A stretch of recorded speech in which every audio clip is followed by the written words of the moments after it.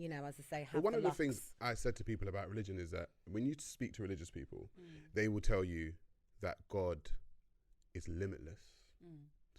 God, you can't limit God. Right. And so my whole thing was, when I'm critiquing it and I'm looking at it, I'm saying, well, if this thing is limitless, why is it now limited itself to a book? And to follow this. And to follow this. So I said, if this thing is limitless, that means I can access this energy, force, divine power via anything. I can probably find it in Hinduism. I could probably find it in Buddhism. I could probably find it in Islam. I could probably find it in Judaism. Why is it limited to the one that you follow?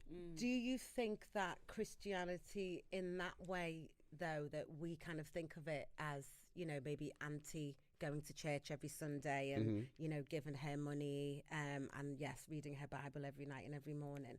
Do we think that that is slowly in the new generation now diminishing? I think the new generation of people are becoming more fact and logic based. Yeah. Do you know what I mean? More about logic. And that's where I argue from, if I'm totally honest. When I speak to a religious person, I argue from something that's more factual and logical. Because I've said, I had a debate at Speaker's Corner once, and I said to this religious person, I said, who was the first man and woman? And they say Adam and Eve.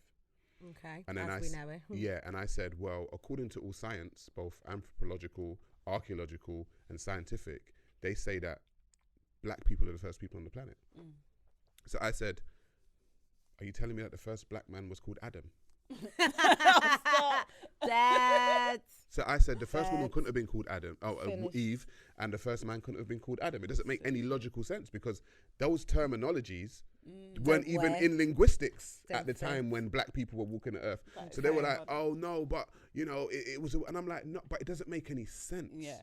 Okay. And I said, I understand that you believe it. And I've said to people, you can believe what you want. Because people do want something to believe in. And I said, but if you're going to come to me and debate me about things, I'm going to use logic, and you're probably not going to like it. You're probably going to get offended by it, because I'm going to tell you, the first man couldn't have been called Adam. It makes absolutely no sense.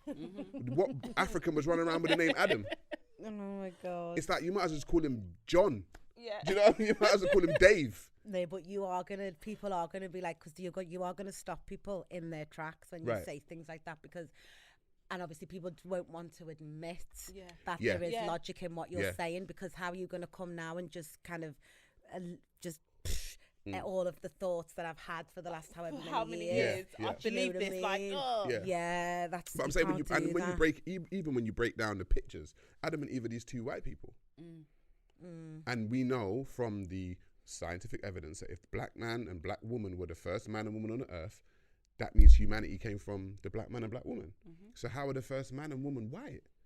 I said to them, whose story is this? Whose story are you reading? Because it's not ours. The problem is we'll never ever know.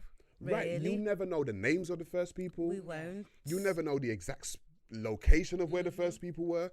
You'll never know the first language of the first people. You just never know. We're just never going to know. We choose to, like I said, human beings create these stories. I've always said human beings create these stories, and other people attach themselves onto it, and then they go with it. And a lot of people do attach themselves because, like, I think you said this, Asha, people just need things to believe in. Yes.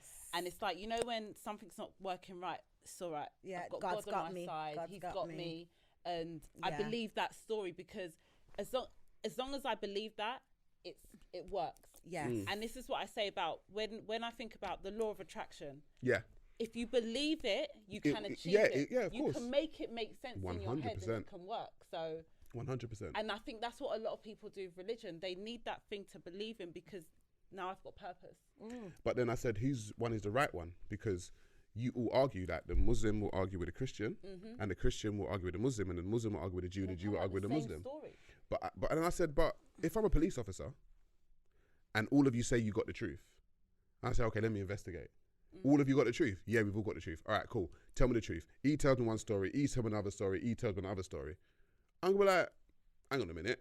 You said all you guys said you got the truth, but you told me 3 different stories. So if you all got the truth, how come you got 3 different stories? So I'm like, you know what? And when you guys come up with the story, just let me know. Me. Yeah, let me know.